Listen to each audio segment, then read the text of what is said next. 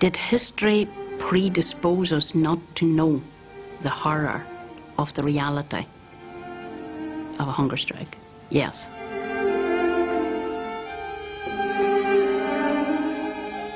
Did we know about the death of Terence McSweeney and other people? Yes, we did.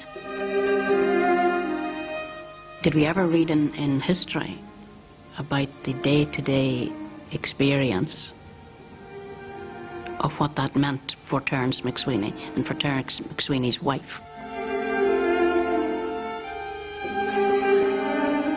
Did anybody ever ask them? If they did it as now get filtered out of history in the telescoping of the heroism which is not denied?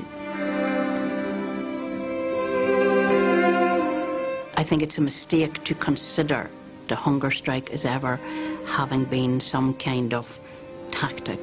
The hunger strike at all times was a last-ditch, despairing movement on the part of the prisoners to die with dignity as opposed to die with none.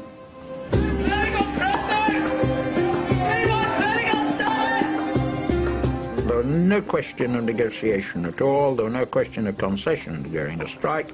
If this is the way they wanted to go, then it was on their heads, be it. They were a terrorist organisation. Their activities were illegal. Their activities were repugnant to a majority of people down here. Present protest on the outset in this country was mobilising tens of thousands of people in support. It was creating a huge crisis for the Irish government, and it was politically poisoning the atmosphere. I was against the strike because I thought that people were going to die. It is perfectly clear that there are enough votes in this constituency to elect Bobby Sands. When he was elected, we were elated. He was now an elected MP, and we all believe there's no way could the Thatcher government allowed him to die. Right? Well, we were naive.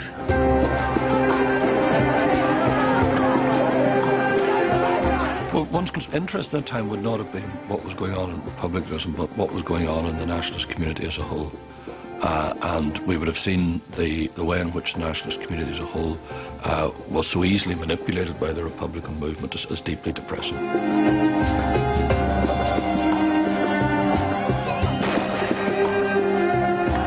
When you get people charged by emotion, first thing that goes is intelligence.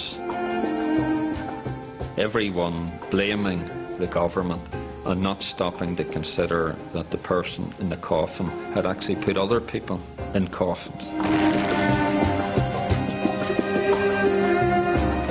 It was an utter tragedy, and the intransigence of the IRA and their lack of concern for the prisoners, and willingness to let the thing continue and people die, and the British stupidity in dealing directly with them. That's where the full tragedy of the hunger strike came from, those two.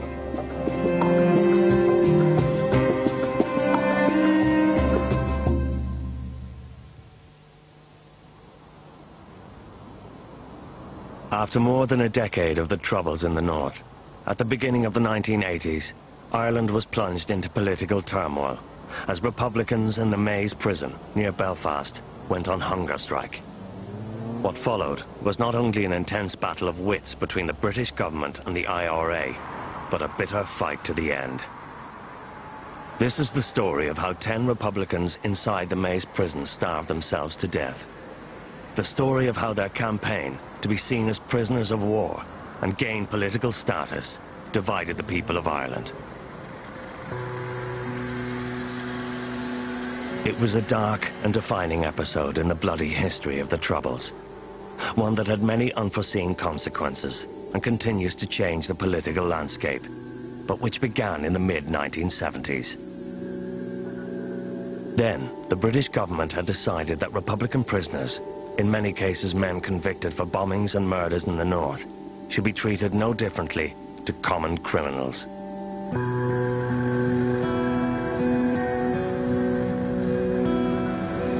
I think it's important to recall and to realise in the midst of a peace process here that this was a period when there was a war on.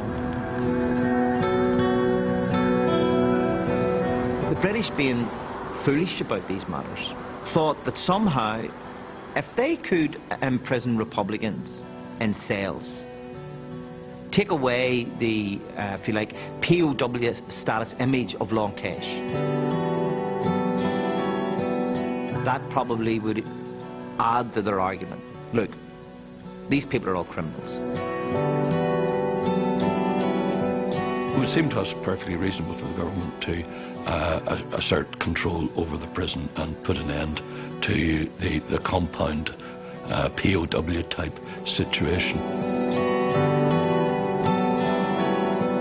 They introduced special interrogation centres where prisoners were tortured, confessions extracted. They introduced the H-blocks. They built them purposely to house political prisoners, but to deny them political status. They then removed political status, or the special category status, in March the 1st, 1976. Well, political status was absolutely essential because the Republicans had never accepted that their campaign or their whole dynamic was anything other than political.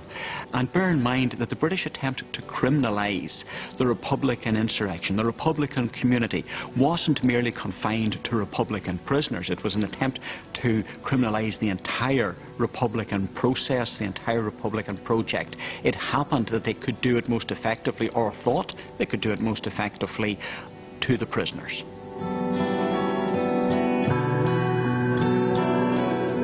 In any civilised country, you have a set of laws and you have judicial procedures, and if people break the law, they're taken before these courts and they're convicted and sentenced. As far as most people in Northern Ireland and Britain were concerned, anyone involved with explosive, with guns, with killing people, with maiming people, as far as they were concerned, they were criminals who were in prison. I was in Crumlin Road Jail in September 1976, and we were constantly discussing about the implications of the change to phase out or remove political status. And so there was some talk, but nobody really knew how we were going to handle this. And I think it was Kieran Nugent was sentenced. That was the beginning of what we now know as the blanket protest, because Kieran Nugent refused to wear a prison uniform.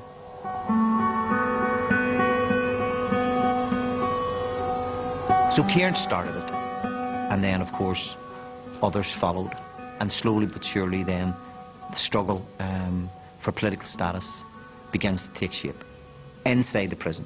The protest started in September 76, the refusal to go along with the criminalisation, refusal to wear the prison clothes.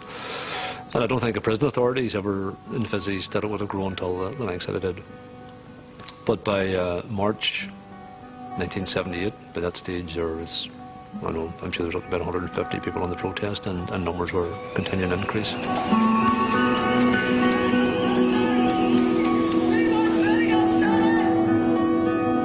By this stage, the prisoners' campaign for political status had developed into 5 demands, including the right to wear their own clothes instead of a prison uniform. I can't remember how many was on the blanket at the time, but I remember going down, people were into the first year and going into the second year on the blanket when I went there, and we thought this was unbelievable. We met these here boys with their big beards and whatnot and the long hair and everything else, and we were coming in, this were like rookies, and we're saying, my God, these people have been here for a year.